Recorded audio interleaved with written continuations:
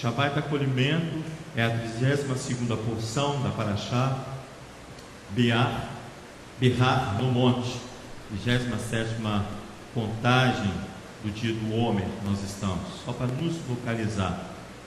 Esse louvor, o Eterno, quando eu estava fazendo as nossas leituras, o Eterno colocou em meu coração em cantar esse louvor, porque todo verbo que tem ali expressando ali para Israel, ele é atemporal.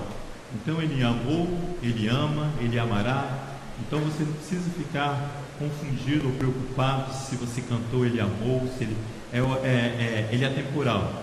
Ele amou, ele ama e ele vai continuar amando Israel.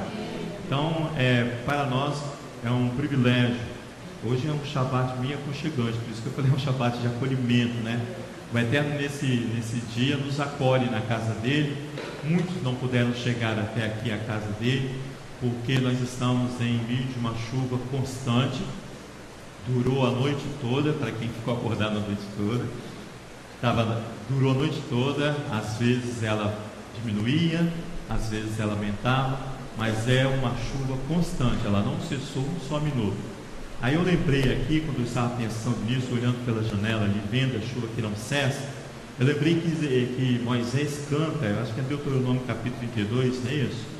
Ele canta ali, e eu falei com o Eterno que a tua palavra seja como essa chuva que cai, isto é, que ela seja constante em nossas vidas. É o cântico de Moisés, no capítulo 32, ali de Deuteronômio, ele diz assim: inclinai os ouvidos aos céus e falarei, e a terra ouça as palavras de minha boca.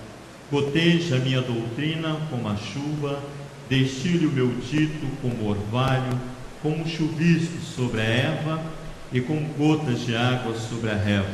Apregoarei o nome do Eterno e engrandecerei o nosso Elohim. Que essa chuva, Leonardo, que caia sobre a terra, possa cair também a palavra do Eterno em nosso coração e venha fazer a diferença. Hoje pela manhã eu falei com a pastora Sandra, o Eterno fez uma movimentação diferente para nós, por isso alguns conseguem chegar, outros não. Behar, irmãos, a 32ª porção, ela é um prelúdio para o encerramento do livro de Levítico. Isto geralmente ela acontece, a leitura, o estudo dessa porção acontece junto com o Berecutai, a próxima porção. Mas esse ano, um ano bissexto, né, ele cai sozinho, é o capítulo 25 só que nós vamos ler. Aí você olha assim, né, parece que é uma coisa rápida, né? Opa, é só o capítulo 25, mas aí cada versículo ali traz um grande ensinamento para mim e para você. E se a gente não administrar aquilo que o Eterno fala conosco, a gente acaba falando até além do necessário. Então, o capítulo 25 é ele todo do livro de Levítico, que faz a leitura da 32ª porção. É um prelúdio para o encerramento no próximo Shabat, no Shabat Hazak, né, que nós vamos aqui estar junto, em nome de Yeshua, para celebrar o encerramento do livro de Levítico e adentrarmos no Bamidbar, um livro de Números. Behar traz o princípio da propriedade provisória. Se você já leu ali, você vai ler, vai entender que essa propriedade provisória, ou uma residência provisória, é uma residência provisória, uma propriedade provisória do homem sobre a terra. Ela é explicada através de duas instituições aqui em Levítico capítulo 25. Duas instituições estabelecidas pela Torá, que é o ano Shabat, Shemitah, o ano da libertação, e o Jubileu, Yorvel, o júbilo, o regozijo. Essas duas instituições da Torá, ela tem como princípio igualar a todos perante a Torá. O mesmo alimento que eu vou receber hoje aqui, todos têm o mesmo direito. A Gleice tem direito à mesma porção e o mesmo alimento que o Anderson, que está duas direitos.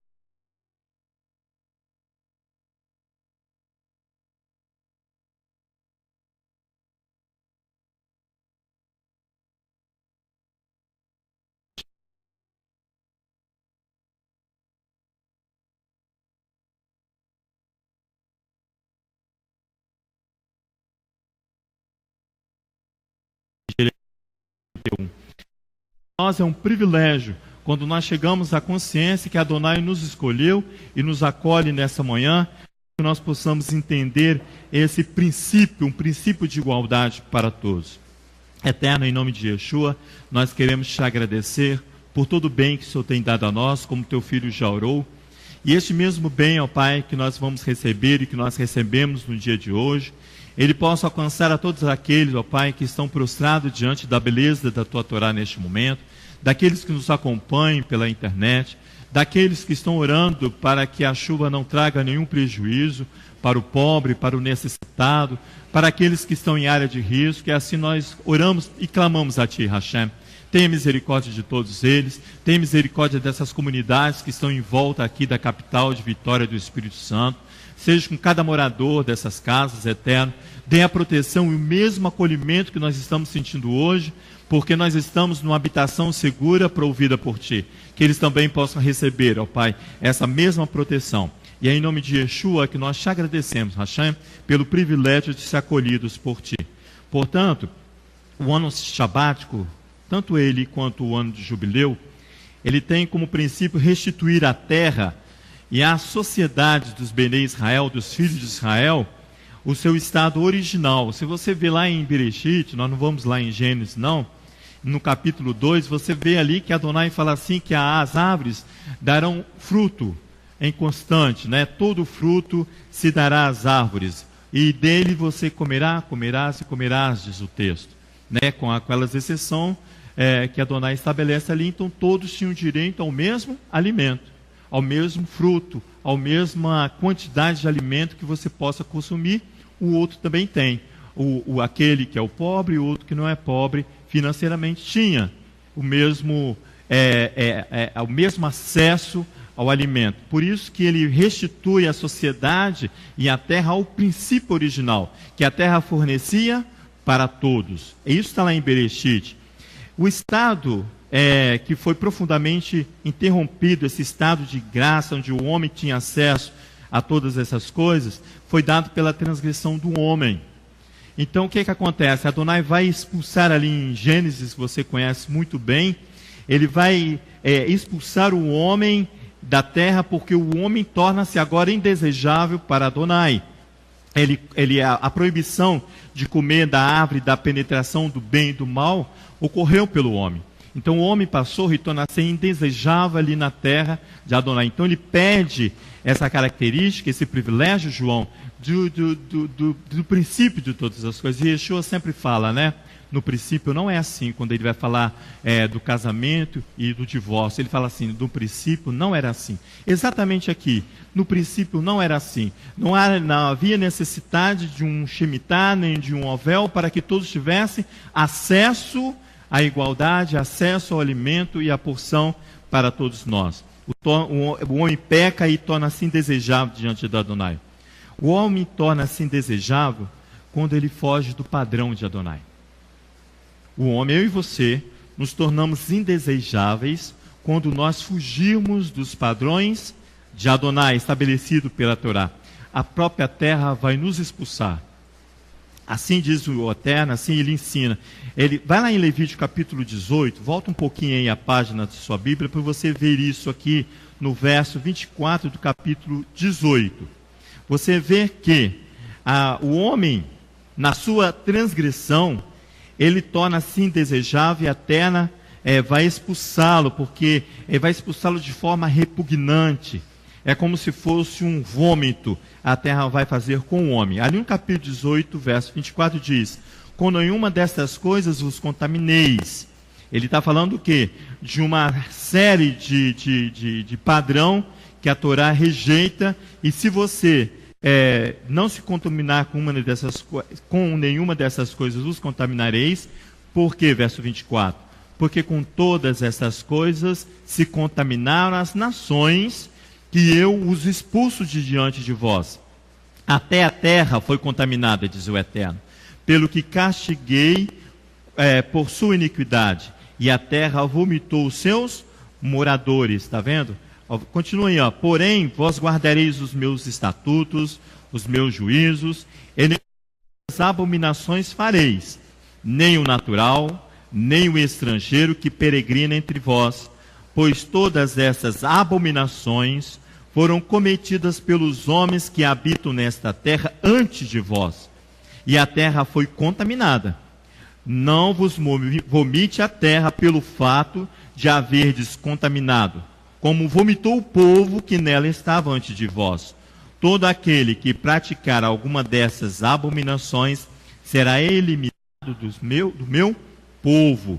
Então você vê que, segundo Pedro, também trata dessa questão, de que se você se torna assim indesejável até pela terra, aquele princípio lá de todas as coisas, onde o homem tinha acesso a todas as coisas dadas por Adonai, agora o homem peca, transgride, vai viver e andar nos seus próprios caminhos, então a própria terra vai regozijar, vai vomitar esse homem, esse morador da terra.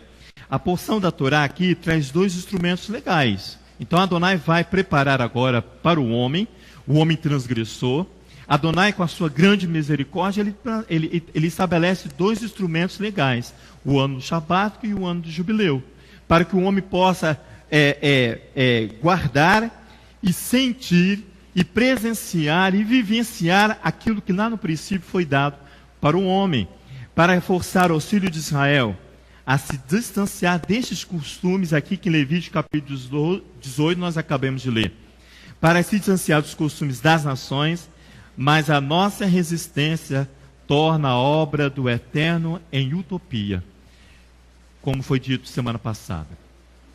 A minha resistência e a sua resistência em cumprir mandamento, em ouvir a voz de Adonai, torna essa obra de Adonai como uma utopia. O ano de Yovel e o ano de Shabat como uma utopia.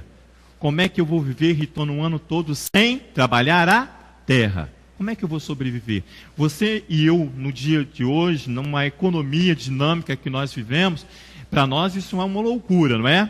Essa loucura que você acha se chama utopia. O homem não tem a propriedade da terra no ano de Yovel, nem no ano de Shemitah.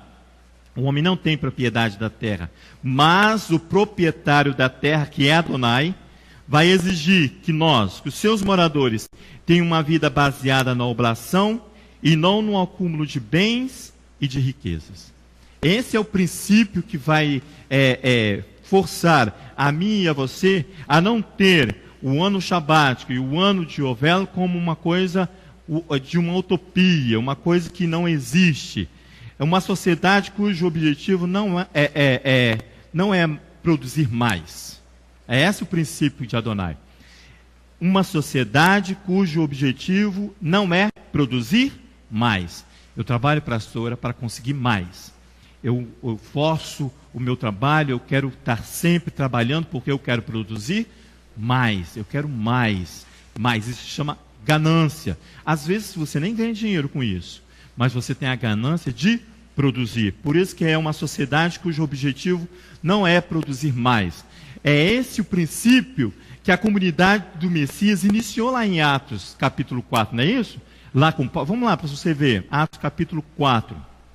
É esse o princípio ali que a sociedade não havia necessidade de produzir mais, mas viver uma vida de oferta e oblação diante do Eterno. Capítulo 4 de Atos, verso 32, irmãos. Não vamos ler tudo. Ali, 32 a 37, você e eu vamos entender aquilo que é essas duas instituições. Diz assim, ora, verso 32, era um coração e a alma de multidão dos que criam. E ninguém dizia que coisa alguma do que possuía era sua própria, mas todas as coisas lhes eram comuns. Os apóstolos davam, com grande poder, testemunho da ressurreição do Adão Yeshua, e em todos eles havia abundante graça. Não havia entre eles necessitado algum, pois todos que possuíam herdades ou casas, habitação segura, está vendo? Vendendo-as, traziam o preço do que fora vendido, e o depositavam aos pés dos apóstolos, e repartia-se a cada um segundo a sua necessidade. Então José, chamado pelos apóstolos de Barnabé, levita natural de Chipre, possuindo uma herdade, vendeu-a e trouxe o preço e depositou aos pés dos apóstolos. Esse é o princípio de uma comunidade cujo objetivo não é produzir, mas trazendo esse princípio de viver em harmonia com aquilo que todos nós temos o mesmo acesso, o mesmo alimento que A come, B tem o direito de comer. Oblação, irmãos, é uma oferta em hebraico que é mirá, é um sacrifício do pobre, do humilde. O Talmud destaca que a mirá é contado como se tivesse ofertado o seu próprio ser. A mirá, que coisa é isso, né? Você oferta aquilo que você tem de melhor, o seu próprio ser. Ela é voluntária, ela não é obrigatória. Aí eu lembrei daquela viúva que Yeshua vai e estabelece ali como um exemplo para mim e para você, que ela deposita ali tudo que ela tem. O Midrash ensina que aquilo que ela tem, ela deposita, e ela deposita a sua vida ali. São 3 moedas. Vamos lá no texto para você ver. Hoje nós estamos com um tempo agradável. Vamos então, Marcos capítulo 12, se eu não me engano.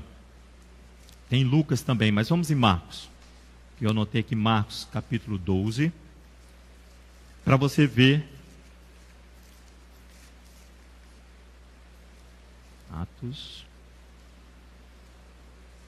Marcos 12. Amém? Ali no capítulo 12, no verso 37, 44, é isso. 41, vamos ver 41, até o 44. Estando Yeshua sentado diante do gasofilácio, observava a maneira como o povo lançava ali o dinheiro. Muitos ricos depositavam grandes quantias. Vindo, porém, uma viúva pobre, lançou 2 pequenas moedas correspondentes a um quadrante. Chamando os discípulos, Yeshua lhes disse: em verdade eu vos digo que essa viúva pobre depositou no gasofilácio mais do que todos os ofertantes. Todos deram o que tinham que sobrava, mas desta, da sua pobreza, deu tudo o que tinha, todo o teu sustento. Em outra versão, o verso 44 diz assim: sim, aqueles todos lançavam como oferta o supérfluo, aquilo que sobrava. É isso que ele está falando. Aquilo que não ia fazer falta para eles. Mas ela, em sua privação de quê? De recursos financeiros, lançou tudo que tinha, lançou a vida, o seu ser. Ela estabelece aqui uma oblação, uma mirá. Portanto, não é uma utopia viver esses 2 instrumentos legais do ano Shabat e o ano de Jubileu. Utopia, irmãos, nós vimos esse conceito semana passada, mas eu anotei aqui. É a ideia de uma civilização ideal, fantástica, imaginária. É um sistema, um plano que parece irrealizável, é uma fantasia. Então eu estou lendo a palavra do Eterno, e se eu acho que isso aqui é uma utopia, eu estou achando que a palavra do Eterno é uma fantasia para mim, é um devaneio, uma ilusão, um sonho. Essa palavra do grego, ou mais topos, significa lugar que não existe. Irmãos, no ambiente da Torá, significa ausência de fé. No ambiente da Torá, esse conceito aqui não é utopia não, tá? É ausência de fé, minha e sua. O Eterno nessa porção, irmãos, ele fez a seguinte pergunta. O seguinte questionamento ele fez para nós. Acaso haveria coisa demasiadamente difícil para mim? É fé que ele está perguntando. Você tem fé? Ele pergunta, acaso haveria coisa demasiadamente difícil para mim? Lá na porção da Haftará, em Jeremias capítulo 32. Lá na Haftará, a expressão lá, irmãos, é citada 2 vezes. Vamos lá para você ver. Vai citar 2 vezes. Para afirmar que Adonai fará retornar o povo para a sua terra, para a sua casa, para o lugar da sua habitação, para o acolhimento. Tá vendo? Vai lá para você ver Jeremias capítulo 32. Irmãos, os profetas, a pastora sempre fala que eles entram em alfa, né? Entra mesmo. Que você quase não consegue, não enxerga. Aquilo que eles enxergam, o povo não enxerga. Por isso que eles entram. Eles querem matar porque eles não querem e não entendem aquilo que o profeta fala. Capítulo 32, verso 17, você vê ali, ele vai perguntar isso, quer ver? Olha, eterno Elohim, ele não, aqui o profeta vai afirmar, olha só. Eterno Elohim, tu fizeste os céus e a terra com o teu poder, teu grande poder, e com o teu braço estendido, nada há que te seja demasiadamente difícil. Aí lá no verso 27, olha lá que Adonai vai falar agora. Ele diz assim, eu sou o eterno. E o Elohim de toda a humanidade, ele vai o quê? Confirmar a palavra do profeta. Acaso haveria coisa demasiadamente difícil para mim? Duas vezes no mesmo texto, Adonai expressa a sua vontade. Na Gematria é a ciência judaica da codificação da palavra do Eterno. É um estudo que eles fazem de análise bíblica entre as letras e as palavras do alfabeto hebraico com os números, né, atribuindo a essas palavras, essa letra, um valor numérico. Então, na gematria, o 2 é representado pela letra Bet, que significa casa, lugar de habitação segura. O número 2 representa uma pluralidade. Os rabis ensinam que tudo na criação foi criado em pares. O homem, a mulher, o macho, a fêmea, o sol e a lua foram criados em pares. Eles dizem que essa duplicidade, essa bifurcação, nos informa que nós não somos Elohim, porque nós fomos criados macho e fêmea. Nós não somos Elohim. Somente Elohim é um. Somente Elohim é um. Muito interessante isso. Porém, para a humanidade procriar, Leonardo, para gerar a humanidade, um precisa do outro. Então nós vivemos em unidade, em pluralidade, mas Adonai é um, único, é um. Interessante que os dois, que o Bet também representa um nível de intelectualidade do homem, é o intelecto do homem. Em contraste com o Aleph, que representa a fé. Então há um combate aí entre o Bet e o Aleph. Não há um combate, há uma harmonia. Tá? O Aleph representa a fé, mas o Bet, o nível intelecto. Por isso que é Aleph, Bet. Primeiro vem a fé, depois o intelecto. Entendeu, Vanessa? Primeiro vem a fé, depois o intelecto. Aleph, Bet. Isso é interessante para nós. Primeiro a fé, depois o intelecto. Não há, irmãos, a exclusão do intelecto. Não é isso que nós estamos falando. Eu não estou falando que você não deve ser o intelecto, mas o intelecto tem o seu lugar devido. Depois do Aleph. Depois da fé, vem o intelecto. Por isso que a gematria, ela tenta trazer isso com muito cuidado, para que você possa entender que primeiro precisa vir a fé, depois vem o intelecto. O nível... Falando... isso. Já está sem ligar.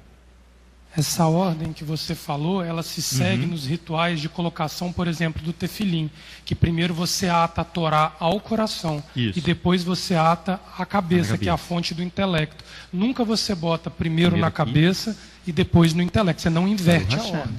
É isso aí.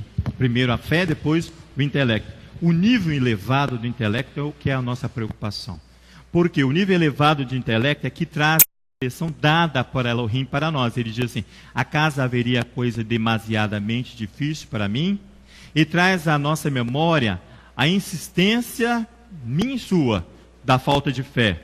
Essa expressão ela é exposta, irmãos, primeiramente a Sara, lá em Gênesis capítulo 18, lembra?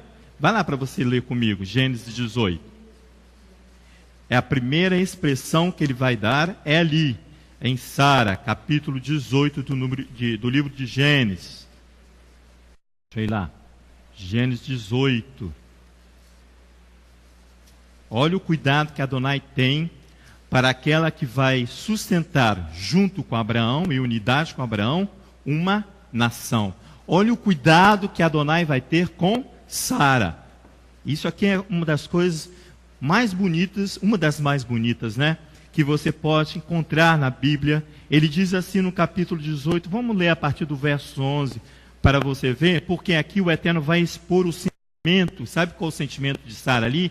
De utopia, de ausência de fé, daquilo que não vai acontecer nunca, ou não pode acontecer, é impossível de acontecer. Olha o verso 11, ele diz assim, Abraão e Sara eram já velhos e avançados em idade, e Sara havia cessado o costume das mulheres. Assim riu-se Sara consigo, dizendo, terei ainda deleite depois de haver envelhecido, sendo também o meu senhor já velho? Disse o Eterno a Abraão, por que se riu Sara? Dizendo, é verdade que darei ainda luz, sendo velha. Olha o verso 14. Acaso alguma coisa demasiadamente difícil para o Eterno? Ao tempo determinado, daqui a 1 ano, tornarei a ti e Sara terá um filho. Os comentaristas dizem que a resposta de Adonai com o milagre do nascimento de Isaac ao riso de Sara, a falta de fé de Sara. A falta de fé de Sara. Olha que interessante é isso aqui. Eu acho que... Interessante que Okay. Quando você começou a falar da produção de frutos, levar a terra a produzir, eu creio que, assim que eu vejo, ela é altamente válida diante do Eterno a produção, fazer produzir, para que você tenha o que ofertar a Adonai 3 vezes no ano. Não te apresentarás de mãos vazias. Essa é a nossa preocupação. Porque o que passa disso é a ausência de fé, como você está falando. Isso. Por quê? Porque vivendo numa comunidade, numa sociedade hoje tão perigosa, tão violenta, tão difícil, e aí, o Eterno não encontrar em nós fé para romper com essas coisas e nos manter, por isso que as pessoas estão ficando atribuladas. Atribuladas, isso. As pessoas estão confundindo doenças com atribulações e falta de confissão de pecados. Falta de confissão de É pecado. por isso que eu falava semana passada, no excesso dos problemas. As crianças nascem com problemas mentais. Eu posso adquiri-lo, mas o primeiro passo se chama disciplina bíblica, até para aquele que nasceu com transtorno. Isso. É isso? Então, Por isso o que é que beato, no monte. Exatamente. Aí, quando você vem com essa palavra, aí tudo começa com a fé. Se não vier pela fé, a nossa vida bíblica, ela se torna... Eu me tornarei um acumulador. Eu quero ter... Acumulador. Então, o acumulador, ele vai trazer para si tribulação. Então, vai confundir os médicos. Por quê? Porque o que ele tem é um problema que os médicos não resolvem. Chama acúmulo. Acúmulo de bens, acúmulo de desejos, acúmulo de todas as formas. Por isso que o homem está ficando, o número de pessoas perturbadas mentalmente é muito grande. Muito grande. Por causa desse acúmulo de conhecimento. Muito grande, já iniciando muito cedo. Então, acúmulo de conhecimento. O profeta Isaías chama esse acúmulo de conhecimento, ele fala que a alma da besta cansada, daquele que adquiriu muito conhecimento, capítulo 46, está doente. É doente. Por isso que felicidade, depressão, todas essas coisas são questões do coração. Mas o ponto principal chama acúmulo. Isaías chama esse acúmulo ali no capítulo 46 de uma doença do coração, de uma doença da alma.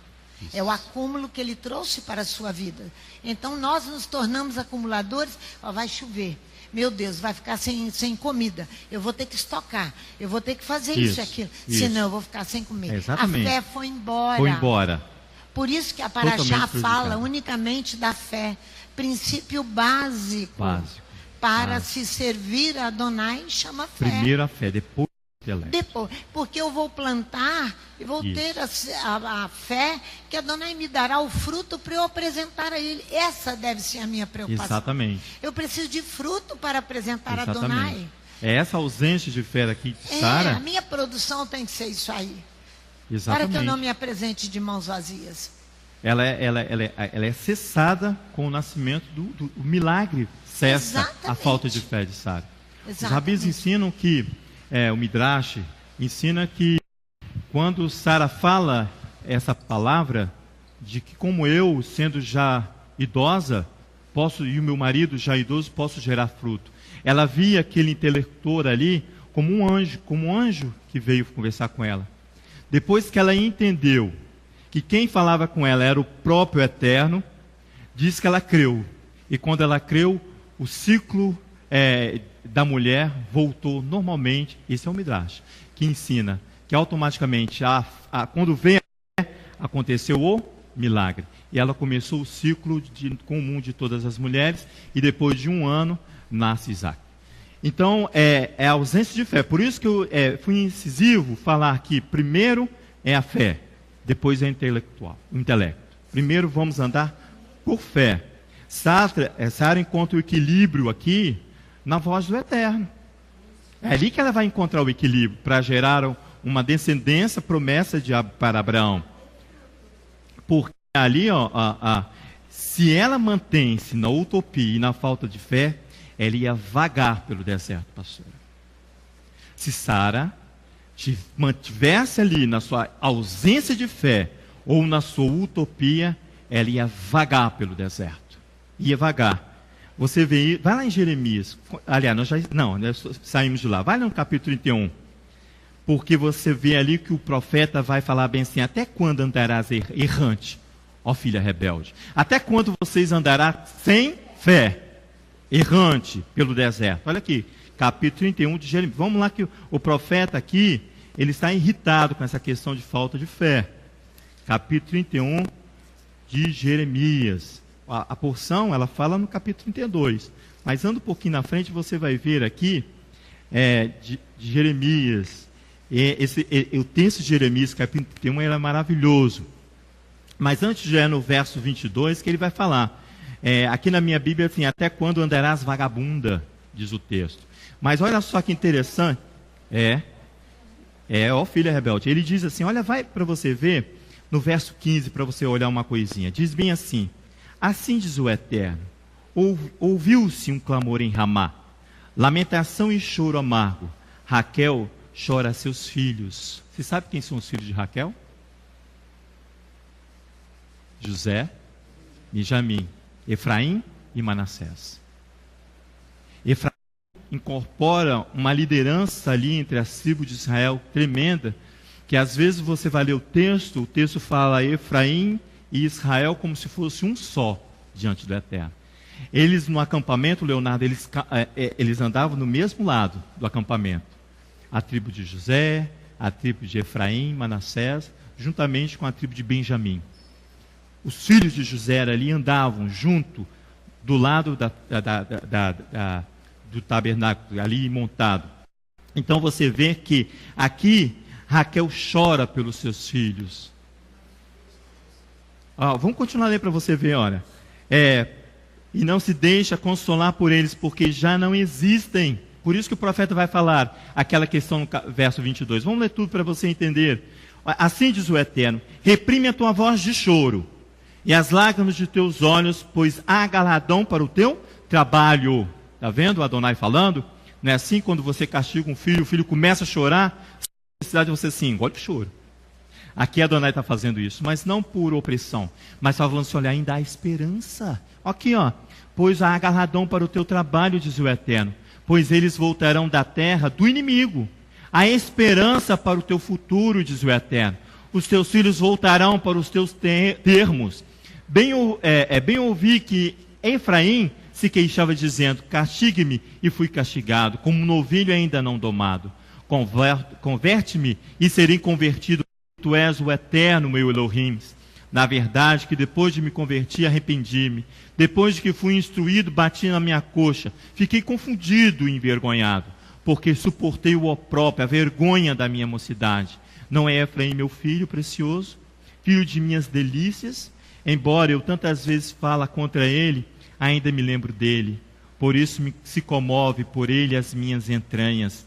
Deveras me compadecerei dele, diz o Eterno.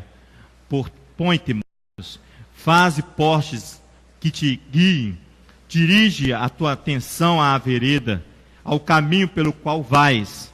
Mas regressa, ó Virgem de Israel, regressa a estas tuas cidades. Até quando andarás vagabunda?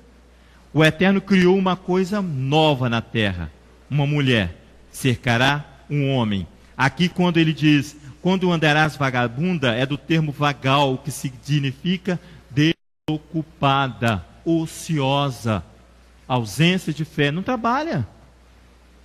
Ociosa, ausência de fé. O Eterno criou uma coisa nova na terra, uma mulher cercará um homem. O Eterno vai para cima dessa questão numa inversão de prática comum. Uma inversão de prática comum, porque não o homem que sustenta a casa, a Beit, não é isso que nós acabamos de ler, Bet, a casa, a proteção. Aqui é uma inversão da prática comum. Adonai faz Efraim, que aqui é um sinônimo de Israel, o herdeiro da promessa de Jacó. Eles são filhos de Jacó, diz o texto. Efraim, filho de José. A retornar com um convívio familiar, porque aqui, nessa situação de emergência, uma mulher cercará um homem. Esse texto aí você lê todos os dias, lá em Salmo capítulo 128. Você lê todos os dias.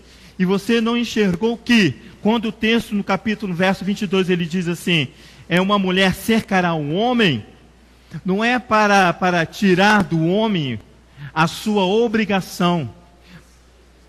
O Messias vai representar um sacerdote. Por isso que é o capítulo 128. O capítulo 128, que a gente lê ali, a mulher em volta com seus filhos na mesa ali, dando uma estrutura numa casa segura para que o homem possa exercer a sua função sacerdotal. Por isso que aqui Raquel chora pelos seus filhos, porque eles perderam essa condição. Aí o Eterno vai: até quando andarás dessa forma? Nessa falta, ausência de fé, até quando? Uma mulher cercará um homem, diz ele. Vai lá no capítulo 128 para você ver. Para você ver isso aqui, que bonito que é. A gente lê o Salmo 128 todos os dias, não lê? Lemos. Então, mas Salmo 128, cada vez que você lê, ele vai se tornar, de acordo com o que você está lendo, diferente. Olha o verso 3, para você não se alongar. Diz assim, olha, no verso 3, a tua mulher será como uma videira frutífera aos lados da tua casa, cercando o homem ali, tá vendo? Aos lados da tua casa, os teus filhos como plantas de oliveira, à roda da tua mesa. Assim é abençoado o homem que temeu ao Eterno teu Elohim. O profeta Isaías, irmãos, declara que o Santo de Israel é que vai dar resgate a essa mulher. Ele é o seu Redentor.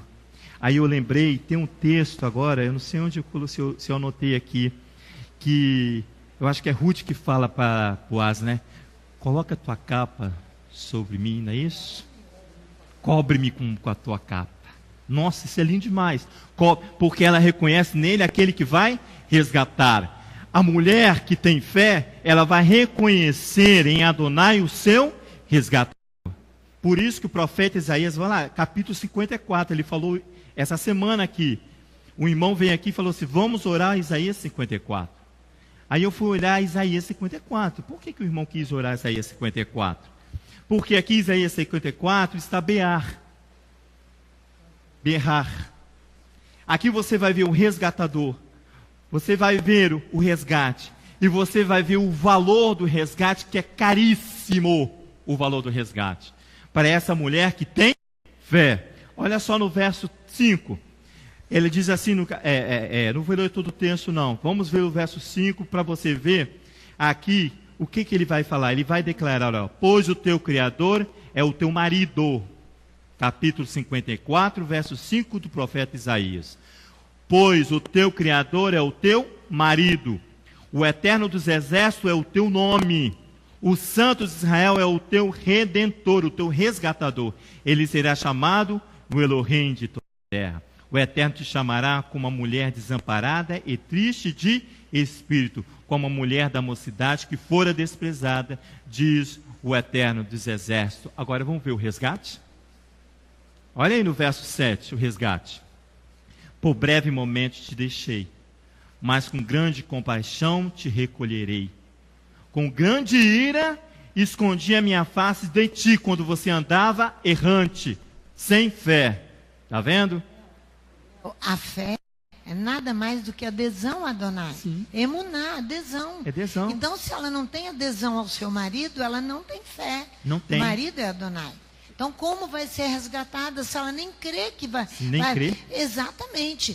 Que aí se preocupa com as coisas desse mundo e fica ali numa situação de que não tem como resgatar. Esse marido que é Adonai não vai resgatar. Essa mulher não. Porque o princípio básico é a fé. É fé. Adesão a ele. É a base dali É do adesão seu a ele. Pois eu relacionamento com sou o Adonai. teu marido. Por isso que os profetas vêm reclamando nesse nível. Por isso de que companheira com o companheiro. daqui a pouco nós vamos lá. Por isso que Adonai falava assim, no monte. Ele vai atraí-la para o Monte Sinai. Depois ela vai para o Monte Sião. Mas primeiro ela tem que ir para o Monte Sinai. Aprender das leis, mandamentos e ordenanças estabelecidos por Adonai. Depois ela vai morar com o Eterno em Sião. Mas primeiro ele vai atraí-la ao Monte Sinai. É estéreo no início do capítulo. Canta, ó estéreo que não deste a luz. Isso, bem lembrado, Léo. Eu não comecei do início para a gente não poder correr muito. Mas olha só, ele diz, ó, o verso 8. Com grande ira escondi minha face de ti, por um momento, mas com benignidade eterna me compadecerei de ti, diz o Eterno teu Redentor. Ele reafirma que ele é o Redentor. Mas olha o valor do resgate. Você vai ver porque quando eu estava lendo, quando o Neucleb leu Deuteronômio capítulo 8 ali, você vê o desprezo ao resgate de Adonai. Muito triste isso. Olha só o verso 11. Ó oprimida, arrojada com a tormenta e desconsolada. Fica atribulado, né? É atribulada, ela é oprimida. Opressão, é isso mesmo. Mas Adonai vai resgatar, pastora. A promessa dele é o resgate. E olha o valor desse resgate para você ver que se não é caríssimo. Ó oprimida, arrojada com a tormenta e desconsolada, eu te constituirei com pedras de turquesa e te fundarei sobre safiras. Farei os teus baluartes de rubis, as tuas portas de joias brilhantes e todos os teus muros de pedras preciosas. Todos os teus filhos serão ensinados no Eterno e grande será a paz dos teus filhos. Olha o valor do resgate. Olha o valor do resgate quando Adonai é aquele que é o Redentor. Mas há um preço aqui estabelecido quando você despreza esse valor. O desprezo desse valor é a ausência de fé. Quando você não tem fé, você perde a condição de viver uma vida como no princípio com Adonai. Como um princípio de todas as coisas. Olha lá Deuteronômio capítulo 8, que nós estamos lendo. Vai lá para você ver como isso, para mim e para você, é sério demais. Não vou ler todo o capítulo não, que você lê todos os dias, você sabe de cor as beneficências aqui do Eterno dá para cada um de nós.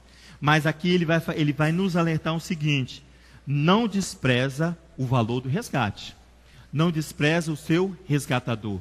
Não despreza Yeshua, o seu Redentor. Olha, ele fala aqui no verso 11, para substituir fúteis e perecíveis. Isso. Olha só, capítulo 8, verso 11, guarda-te de não te esqueceres do Eterno teu Elohim, não cumprindo os seus mandamentos e os seus juízos e os seus estatutos que hoje te ordeno, para não suceder que, depois de terem comidos, estares farto de teres edificado boas casas e habitares nelas, e depois de multiplicarem as tuas vacas e as tuas ovelhas,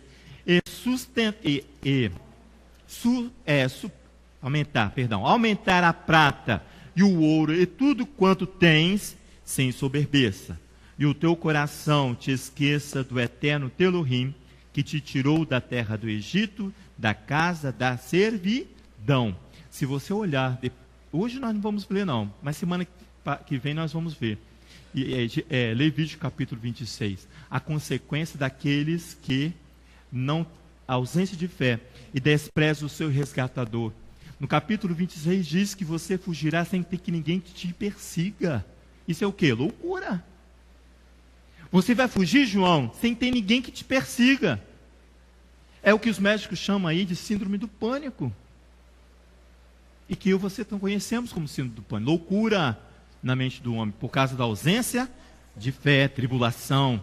Mas aí o Eterno repete, acaso haveria coisa demasiadamente difícil para Adonai?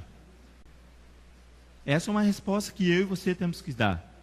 O Eterno, sabe como que ele vai responder em Bear? Atraindo eu e você para o Monte Sião. Para o Monte de Sião. Então, Bear aqui, na palavra, volta lá na porção para você ver, eu vou ficar só nesse primeiro versículo da porção, para você ver que interessante que é. Muito bom, nós estamos em poucos aqui, a gente pode, ficar mais à vontade. À tarde você volta nessa mesma quantidade, viu, irmãos? Vai para casa não, porque não tem como sair daqui. Continue aqui, porque nós vamos continuar aqui, observando a tua palavra. Então, berrar, aqui a palavra é monte, você já sabe, nós já falamos. Em hebraico, a palavra monte é har, significa colina, outeiro, montanhas, monte. O Eterno se coloca aqui, irmãos, em Bear, acima do Monte Sião. Acima do Monte Sião. Ele se prostra diante do monte. Até a montanha do Sinai se curva diante da presença de Adonai. Sabe quem canta isso? Débora. Ela fala bem assim, até o Sinai, ao qual você vai ser atraído, se prostra diante da presença de Adonai. Então, quando você vê essa chuva torrencial caindo, você pode pensar, é a presença de Adonai. A presença de Adonai, ela vai ser através de fogo e água. Se você olhar a palavra céu, Shamayim, ela tem ali o fogo e água na mesma palavra. Então você vê que quando a Débora canta ali em Juízes capítulo 5, ela fala bem assim, as montanhas se derretem como cera diante de Adonai. Até o Sinai, ela fala, na presença do Eterno de Elohim, de Israel, derreta-se na presença do Eterno, diz os rabis. Olha o Miqueias capítulo 1, ele diz assim, olha, verso 3 e 4. Porque eis que o Eterno sai do seu lugar e desce, ele vai para os montes, está vendo? Ó? E anda sobre a altura da terra, nos montes. Os montes debaixo dele se derretem, diz Miqueias, e os vales se fendem, como cera diante do fogo, e como as águas que se precipitam no abismo. Fogo e água, juízo de Adonai na presença ali do Eterno. O fogo aqui, em cima ali do Monte Sião, aqui no Levítico, capítulo 25, o fogo consumidor que vai adiante do Eterno, para ele estabelecer ali os seus juízos. Eu vi também um texto lá em Malaquias, não precisa não que eu vou ler para você, capítulo 3, verso 2. Ele fala assim, mas quem suportará o dia da sua vinda? E quem subsistirá quando ele aparecer? Porque ele é como fogo do ourives e como sabão dos lavandeiros, fogo e água. Juízo de Adonai. Adonai aqui em Bear, irmãos, vai nos atrair primeiro ao Monte Sinai. Primeiro a fé. Ao Monte Sinai. Primeiro a fé. Aprender das suas leis, dos teus mandamentos, dos teus juízos. Depois para o Monte Sião. Aí você está apto a morar em Sião. Aí você está apto a morar em Sião. Enquanto isso não acontecer, você vai viver lá em Sião como uma ovelha sem pastor, você vai viver como vagando. Você está vagando. Sião, depois você vai lá em Roma, depois você vai para a Grécia, depois você vai para o Egito. É assim que vaga aquele que não vai primeiro por Sinai. Primeiro por Sinai. Fala, João, você está aí assim. Marcos capítulo 5, verso 27. Deixa ele ler ali para nós. Lê aí, João, para nós. Aí. Marcos 5, capítulo 27. No Marcos 5, verso 21 até o 40, nós temos ali a cura, né? Yeshua cura 2 mulheres. No verso 27, tem a primeira cura aqui na sequência de uma primeira mulher. No verso 34, Yeshua fala assim, ó, filha, a tua fé te salvou. Vai em paz e ser curada deste teu mal. Então, a primeira cura teve total fé da mulher, da pessoa. Aí a segunda cura é a filha de algum dos principais da sinagoga. Ele, na sequência, no verso 33, Yeshua fala, não temas, crê somente. E no verso 41, Yeshua vai, pega a menina pela mão, abençoa ela, e a menina levanta. E no verso 42, é interessante que fala assim, a menina tinha 12 anos. 12 anos é a idade que a menina começa a aprender, faz o bat mitzvah. Ou seja, aqui primeiro foi a fé e depois o conhecimento. Isso. Na sequência aqui. Primeiro tem que ir para o Monte Sinai. Isso aí. Então o Eterno, ele nos atrai para o Monte Sinai, porque ali, irmãos, o confronto é inevitável, tá? Por isso que você precisa ir para o Monte Sinai. Eu lembrei de Sandra Machado. Está aí, Sandra Machado? O confronto é inevitável, né? Você sempre cita esse texto. O confronto é inevitável. Por isso que ele vai atrair tanto os idólatras, quanto aqueles que amam o Eterno, e até aqueles que cochilam entre 2 mandamentos, todos. Porque é o Elohim de toda a terra. A porção fala isso, Levítico 23, ele fala assim, que é o Elohim de toda a terra. Ele fala assim, que a terra pertence a mim. É o princípio aqui de Berrar. Então, o confronto aqui é inevitável. Ele vai atrair a mim e você para o Monte Sinai. Aí eu lembrei como o Eterno atrai ali para o Monte Carmelo. Vamos lá, em 1 Reis, capítulo 18. O confronto ali é com os ídolos. Primeiro, você e eu precisamos ir ao Monte Sinai, porque o ídolo que está em mim e que está em você vai ser confrontado com a palavra de Adonai. O ídolo que é em mim e é em você está no Monte Sinai e vai ser confrontado com os mandamentos de Adonai. Então, você sabe que quando eu vou para o confronto de Adonai, eu vou para que o ídolo seja derrotado. Baruch Hashem. Então, vá lá em 1 Reis, para você ver aqui. Interessante demais também aqui, nós conhecemos esse texto, mas leitura da palavra do Eterno é sempre bom. Capítulo 18, verso 17 ao verso 24, para a gente ver isso. Ó. Vendo Acabe a Elias, disse-lhe, és tu perturbador de Israel? Como ele inverte a questão, está vendo? Perturbador aqui no hebraico, o termo significa danificado, aquele que traz prejuízo, que danifica. Aí o verso 18 ele responde a Elias, eu não tenho danificado nem perturbado Israel, mas tu e a casa de teu pai, sim. Deixastes os mandamentos do Eterno e seguiste aos Balaíns. Agora manda reunir-se a mim todo o Israel no Monte Carmelo. E traz os 450 profetas de Baal e os 400 profetas do poste ídolo que comem da mesa de Jezabel. Então Acabe convocou todos os filhos de Israel e reuniu os profetas no Monte Carmelo.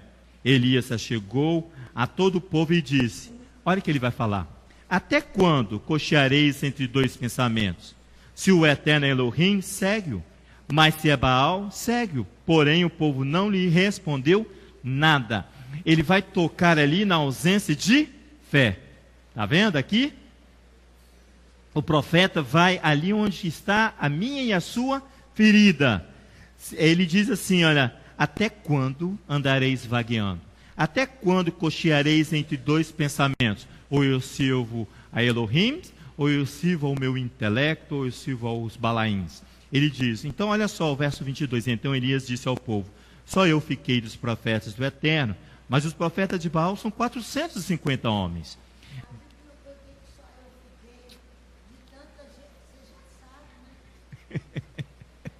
Mas fala aí no microfone. Elias, mas Elias ele vai... quando fala só eu fiquei, porque Israel estava todo contaminado com contaminado. com a idolatria. Todo só contaminado. ele. Mas é havia um isso que ele povo fala. que foi separado por Adonai. Hein? Havia um povo que foi Eu sei separado. que havia sido separado, mas naquele momento O profeta não conseguia ele enxergar. Não, ele vê Israel na derrota total, por causa da idolatria. Exatamente. Porque ali os ídolos de Jezabel tinham nomes, Aserá e Baal, tudo tinha nome. Os de Israel não tinham nome não, mas eram ídolos. Eles estavam camuflados, escondidos no interior do coração. Por isso que Ezequiel capítulo 14 fala, né? Eu vou responder a esses homens segundo a quantidade de ídolos que há no teu coração. Por isso que primeiro é a fé, depois o porque intelecto. só Elias teve ali a autoridade divina do confronto ali com Acabe, que estava destruindo Israel totalmente. Depois ele vai entrar no processo de depressão ali, mas Adonai vai fazer ele levantar e vai levar um outro confronto. Peraí, mas vamos aqui ao confronto dos ídolos primeiro. Depressão é dar trabalho para o outro fazer. Dá trabalho para o Eterno. Misericórdia, nós temos que orar para que nós não sejam acometidos por essas loucuras, essas doenças. A gente sempre ora pelas mulheres, mas os homens também. Que o Eterno não deixa que nenhuma dessas mulheres, nenhum de nós, seja acometido por nenhum tipo de loucura. Porque talvez você olhe para o João e fale assim, coitado de João, está doido, mas você também pode entrar no princípio de loucura, porque há ausência de fé também em você. Então não adianta eu apontar para o outro e esquecer que você pode ser acometido pela mesma loucura, pela mesma ausência de fé. Ele diz assim, olha só, olha o confronto no verso 24. Diz bem assim, ó, então eu invocarei o nome do nosso Deus, e eu invocarei o nome do Eterno. O Deus que responder por meio do fogo, juízo de Adonai. Esse aqui é Elohim. E todo o povo respondeu, é boa essa palavra. E você sabe o que vai acontecer aqui no final dessa história aqui. Por quê? Porque o confronto aqui foi com os ídolos.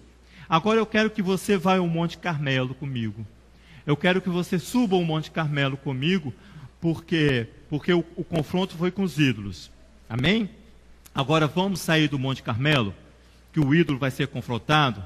Agora você vai para o Monte Horebe. O confronto agora é com Adonai. Tá?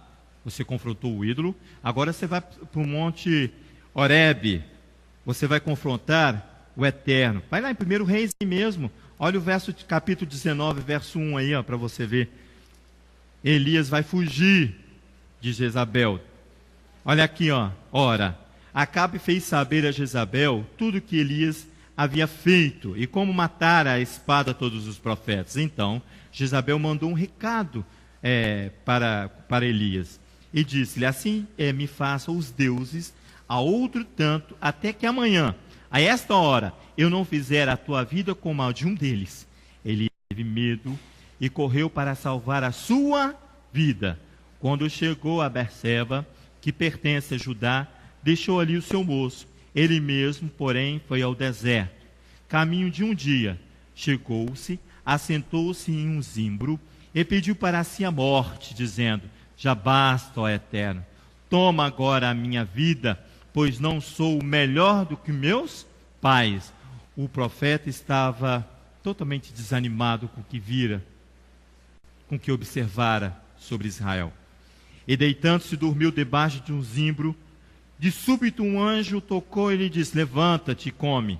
Ele olhou e viu que à sua cabeceira estava um pão cozido sobre brasas e uma botija de água. Tendo comido e bebido, tornou-se a deitar. O anjo do Eterno voltou segunda vez, tocou-lhe e lhe disse, levanta e come, pois muito longo será o teu caminho. Levantou-se, comeu e bebeu. Com a força daquela comida, olha só, ele caminhou 40 dias e 40 noites até Horebe, o monte de Elohim, porque agora ele vai ser confrontado com Adonai. O confronto será com Adonai. Ele entrou numa caverna. Os estudiosos dizem que essa caverna, Leonardo, é ali no Monte Sinai. Há um platô antes da subida do monte, eu nunca fui não, mas vocês que já foram, vocês devem imaginar. Ali naquele platô, segundo os estudiosos, tem uma caverna ali, que eles chamam de caverna de Elias. Caverna de Elias. Foi se esconder aonde? Foi levado ao Monte Sinai, em Horebe, irmãos. Pega aí para todo mundo participar.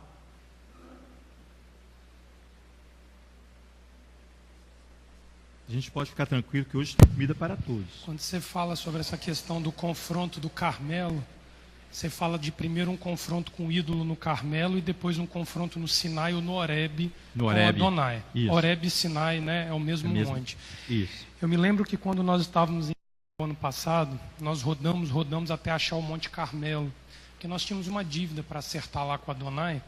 E fomos nós três, né? Estávamos eu, Laila e a pastora Sandra, nós fomos procurar o Monte Carmelo. E eu lembro da palavra que nos levou para lá, foi Malaquias capítulo 4, quando ele diz assim, no verso 4, lembrai-vos da Torá de Moisés, ele está nos levando lá no monte. Meu servo, a qual lhe dei em Horebe, para todo Israel, os estatutos e juízos. Isso é Malaquias falando. Isso. Aí ele diz, vede, eu vos enviarei o profeta Elias, antes que venha o dia grande e terrível do Eterno. Ele converterá o coração dos pais aos filhos e o coração dos filhos aos pais, para que eu não venha e fira a terra com maldição. Quando ele nos deu essa palavra para voltar ao Carmelo 20 anos depois, a palavra que ele nos entregou na época foi assim, a volta ao Monte Carmelo, ela simboliza o ajuste entre pais e filhos, judeus e gentios, retornando um para os outros, curando as carências afetivas dos pais e dos filhos, a falta dos pais e a carência dos filhos. Ou seja, todo esse sentimento que toma a humanidade, que impede essa convergência entre pais e filhos, para que venha o dia do Adão, ele diz assim, é o profeta Elias que resolve. Isso. De uma forma simbólica, mostrando para nós que se nós somos cativos destes sentimentos que você está nos ensinando, nós ainda não tivemos o confronto no Carmelo com os nossos ídolos. Nós ainda somos reféns desses sentimentos. Por isso que no Monte Carmelo ele pergunta, até quanto cocheareis entre dois pensamentos? Exatamente. Então, aí a questão não foi resolvida. Se essa é a pendência do final dos tempos, toda a humanidade será convocada ao Carmelo para aguardar o dia do Adão, que é no Monte Sinai. Isso. Aí que é a questão. É o que entra ali o profeta. Sim, porque tinha uma questão da casa envolvendo, né? Tinha uma questão pessoal nossa. Não só uma questão pessoal, eu vejo, como uma questão profética. Sim. Vai até lá e coloca lá, foi lá, no meu entendimento, lá que nós recebemos. Então lá nós teríamos que entregar. Mas não é entregar. Agora eu entendo que não é entregar. É ir lá para mostrar que todos irão até lá. Irão até o Carmelo para o confronto dos ídolos.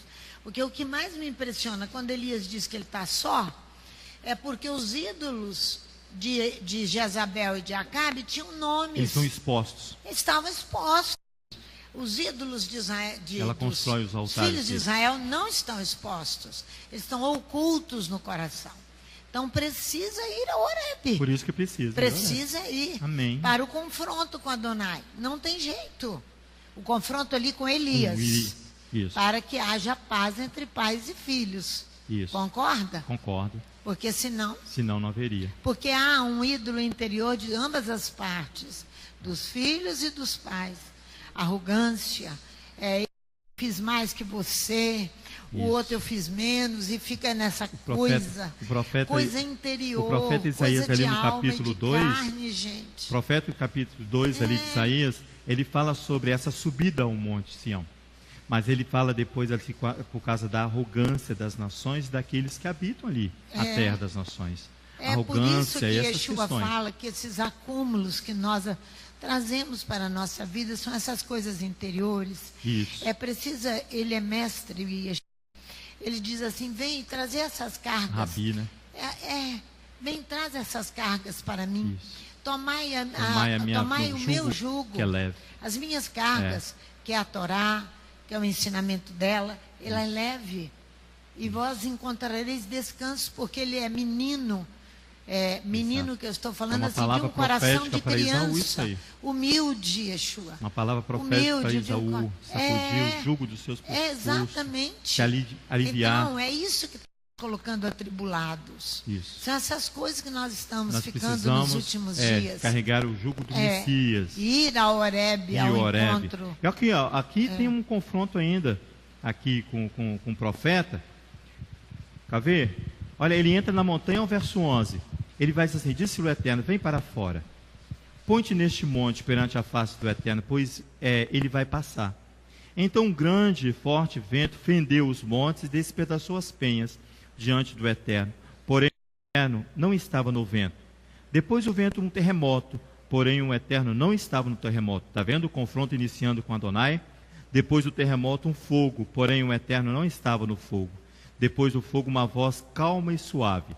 Ouvindo-a, Elias envolveu o rosto na capa e saindo pôs-se à entrada da caverna. Então lhe veio uma voz que dizia: que fazes aqui, Elias? Respondeu ele: eu tenho sido em extremo zeloso pelo Eterno, Elohim dos exércitos.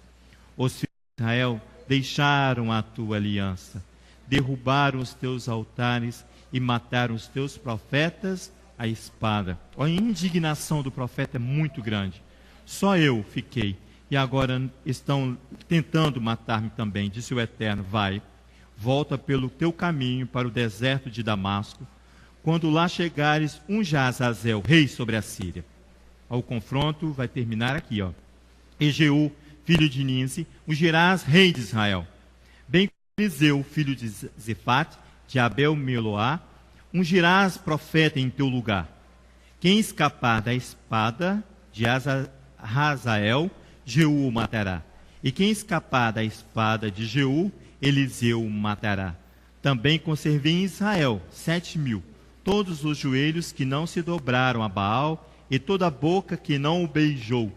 Assim partiu Elias dali, e achou Eliseu, filho de Zafate, que andava lavrando com 12 juntas de boi diante dele, e ele estava com a 12ª. Elias passou por ele e lançou a sua capa sobre ele. E ali, aqui termina aqui esse confronto aqui que eu e você precisamos ter. Dentro do conceito informal, irmãos, para terminar, atrair, essa atração que Adonai vai fazer comigo e você, primeiro para Sinai, depois para o Monte Sião, no conceito comum até aproximar-se, puxar para si, eu e você fazermos adesão. Por isso que é fé. Adonai te atrai, mas você vai, nessa atração, você vai fazer uma adesão de fé a Adonai. Para o profeta Oséias, que você pode ver depois no capítulo 11, é um ato de amor de Adonai. Quando ele convoca você para o confronto, é um ato de amor para Adonai. É um ato de amor do Eterno para com o homem.